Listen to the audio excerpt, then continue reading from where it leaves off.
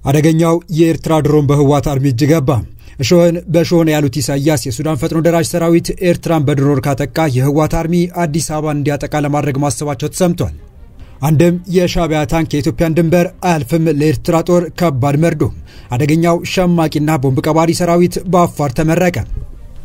የኢትዮ ኤርትራ ውጥረት ተጋግሎ ቀጥሏል። ሻዕቢያ የተፈጠረውን ውጥረት ሰበብ አድርጎ በህዋት በኩል ጦርነቱን ለመለኮስ ዳርዳር እያለ ይገኛል። የዓለም ትኩረት ሁሉ በሁለቱ ሀገራት ድንበር ላይ ከሆነ የቆየ ሲሆን የሰሞኑ ሁኔታቸው ግን ከወትሮ ከፍ ባለ ሁኔታ አስግቷል።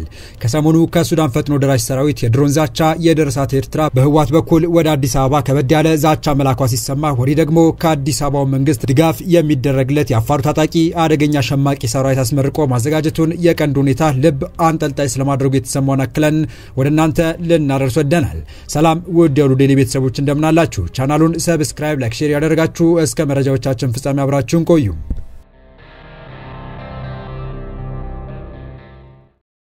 የቡሬን የባለስልጣናት ጉብኝት ተከትሎ ከወደ አዲስ አበባ የብልጽግና ፓርቲ ስራ አስፈጻሚ ኮሚቴ ዝግ ስብሰባ መጀመሩ በተሰማ ቅጽበት ከወዲያ ማዶ ያብየን ወደ እምዬ ያሉት አንጋፋው ሰው ኢሳያስ አፈወርቂ ከሰሞኑ ከጀነራል ሄሚቲ የደረሳቸውን የድሮን ጥቃት ማስጠንቀቂያ የአብይና የሼክ ቢን ዛይድ እቅድ ነው በማለት እኛም ህዋትን በመጠቀም አዲስ አበባን የድሮን መፈንጫ እናደርጋታለን ሲሉ 4 ኪሎን ማስጠንቀቃቸው እያነጋገረ ነው። ከወደ ድንበር የወጡ መረጃዎች በሱዳን የሚገኙ አርሚ ሰባ የተባለው የህዋት ሰራዊት የውጭ ክንፍ በአስፈሪ ሁኔታ ራሱን እያጠናከረ መሆኑን እየተነገረ ሲሆን ከሰሞኑም በርከት ያሉ ቁጥር ያለው ኮማንዶና ልዩ ኦፕሬሽን ብርጌድ ማስመረቁን አሳውቆ ነበር።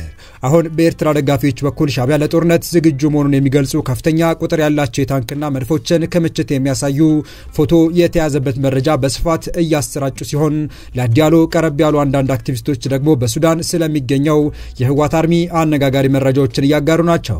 ኢሳያስ ከቅርብ ጊዜ ወዲህ ህዋትን አስታከው የይዋጣልን መልእክት ወደ 4 ኪሎ ደጋግመው መላካቸው በርካቶችን እያነጋገረ ሲሆን ከሁለት ሳምንታት በፊት በዋነኛ የሚዲያ ፕሮፓጋንዳ አፈቀላጣቸው አወል ሰይድ በኩል ደብረጽዮን ከተነካ ጀቶቻችን ወደ አዲስ አበባ ያመራሉ በሚል ማስጠንቀቂያ አጅበው ለ4 ኪሎ ሰዎች ይድረስልኝ ብለው ያሻገሩት የይዋጣልን መልእክት የተፈራው ጦርነት ከታሰበው ቀድሞ እንዳይፈነዳ ያስባለ ባለበት ወቅት ዛሬም ሌላ ጦርነት የሚያፋጥን ጉዳይ ከወደ አስመራ ተሰምቷል።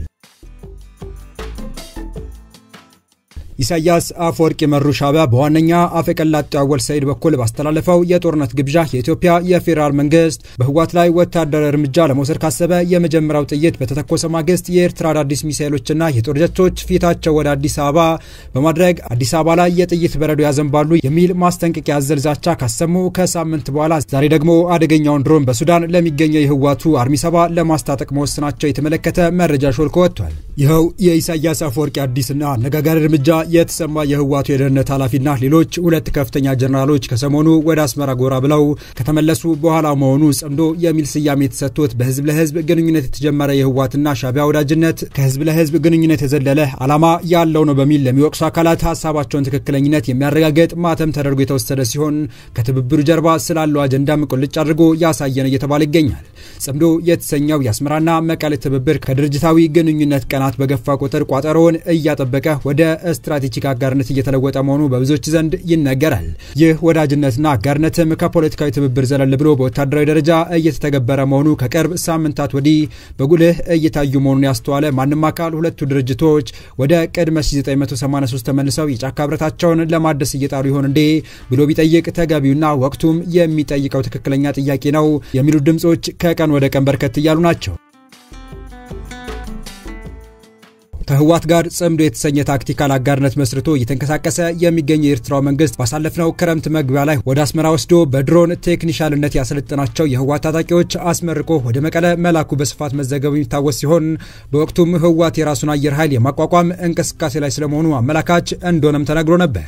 ዛሬ በተሰሙ መረጃዎች ታዲያ ሰሞነኛው በጀነራል መሐመድ ሐምዳን ዳጋሎ የሚመራው የሱዳን ፈጥኖ ደራሽ ሰራዊት ዛቻ እና ዛቻውን ተከትሎ በካርቱም የተከፈተው የድሮን ጥቃት ያስደነገጣቸው ኢሳያስ አፈወርቂ ህዋትን እንደ መጫወቻ ካርድ የመዘዙ ሲሆን በኢትዮጵያ መንግስትና በተባበሩት አረብ ኤሚሬቶች ደግፈዋሉ ያሉት ኃይል ኤርትራ ላይ ያነጣጠረ ጥቃት የሚፈጽም ከሆነ ኤርትራም በሱዳን የሚገኘውን የህዋት አርሚ ሰባ በመጠቀም አዲስ አበባ ላይ ጥቃት ለመፈጸም ያስችላት ዘንድ ዘመናዊ ድሮኖችን ለታጣቂ ቡድኑ እያስታጠቀች መሆኑን የሚገልጸው የሻዕቢያ ደጋፊዎች መረጃ ትኩሳቱን ከፍ አድርጎታል።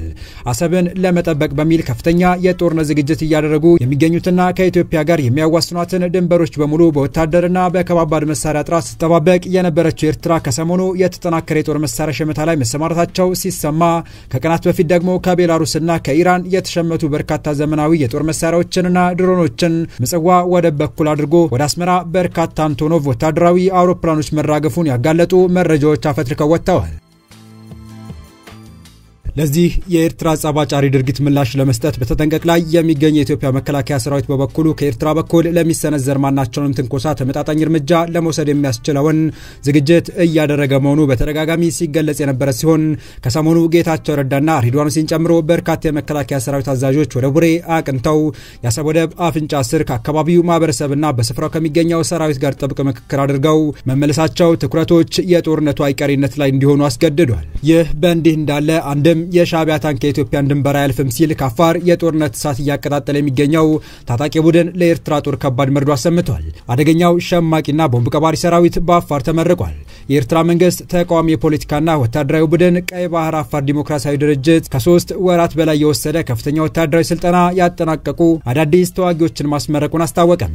የምረቃ ስነ ስርዓቱን ተከትሎ ድርጅቱ ባወጣው መግለጫ የድርጅቱ መሪና ወታደራዊ አዛዥ የሆኑት ኢብራሂም ሃሩን ሰልጣኞቹ ያሳዩት ዲሲፕሊንና ጽናት የሚደነቅ መሆኑን ጠቅሰው ስልጣናቸውን ማጠናቀቃቸው የድርጅቱ ወታደራዊ አቅም ለማጠናከር አንድ እርምጃ ነው ማለታቸው ተመላክቷል። እንደ ድርጅቱ ገለጻ ስልጠናው ትኩረት ያደረገው በውጊያ እንቅስቃሴዎች፣ በሽምቅ ውጊያ ስልቶች፣ በአካላዊ ብቃት ማጎልበት እንዲሁም ግልጽ በሆኑና ህዝብ በሚበዛባቸው አካባቢዎች ስትራቴጂያዊ ስምሪቶችን መከወል ላይ ነበር። ኢብራሂም ሃሩ ቡድኑ የቀይ ባህር አፋር ማህበረሰቦች መብት የመጠበቅና በኤርትራ መንግስት ይፈጸማል ያለው ጭቆና የመቃወም ተልዕኮን በድጋሚ አረጋግጧል። አያይዘውም አሁን ላይ ያለውን ፖለቲካዊና ወታደራዊ ፍላጎቶችን ለማሟላት የባህር ላይ አቅም ማጎልበትን ጨምሮ ተግባራዊ አቅሙን ለማሳደግ ማቀዱን ተናግረዋል። እንዲሁም የአፍሪካ ቀንድን ሰላምና መረጋጋት አደጋ ላይ ጥሏል ያሉትን የኤርትራ መንግስት ለመታገል የኤርትራ ተቃዋሚዎች የጋራ ግንባር እንዲፈጥሩ ጥሪ አቅርበዋል። በመጨረሻም ለድርጅቱ ዓላማ መሳካት ቀጣይነት ያለው ድጋፍ በማድረጋቸው ለአፋር ብሔራዊ ክልላዊ መንግስትና ለኢትዮጵያ ህዝብ ምስጋናቸውን አቅርበዋል። ድጋፉ የድርጅቱን እንቅስቃሴ ለማስቀጠል ቁልፍ ምሰሶ መሆኑንም ጠቁመዋል።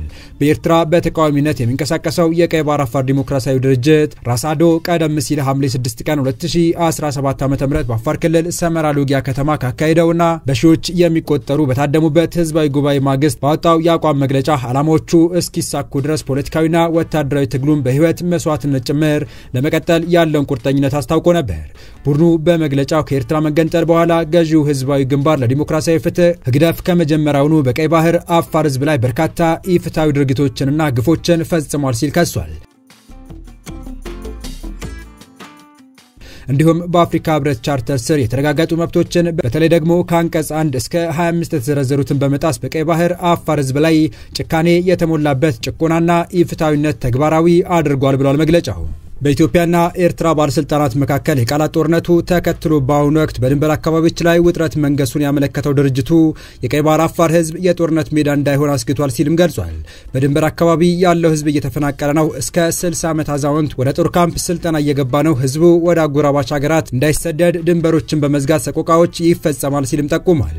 በተያያዘ በሐምሌ ወር መጨረሻ ላይ ሌላኛው የኤርትራ መንግስት ተቃዋሚ ቡድን የሆነው የኤርትራ አፋር ብሔራዊ ኮንግረስ በፕሬዝዳንት ኢሳያስ አፈወርቂ ላይ ለሚያካሂደው በትጥቅ የታገዘ ትግል ዝግጅት እያደረገ መሆኑን አስታውቆ ነበር።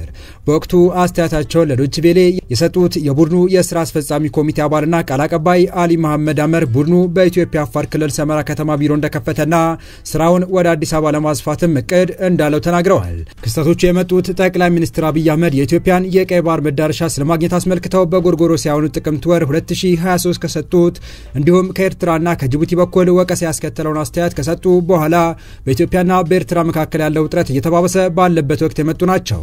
የኢትዮጵያ የኤርትራና የጅቡቲ ድንበሮችን አቋርጦ የሚኖረው የአፋር ህዝብ ከጊዜ ወደ ጊዜ የአካባቢው የጂኦፖለቲካዊ እንቅስቃሴዎች ማዕከል እየሆነ መጥቷል።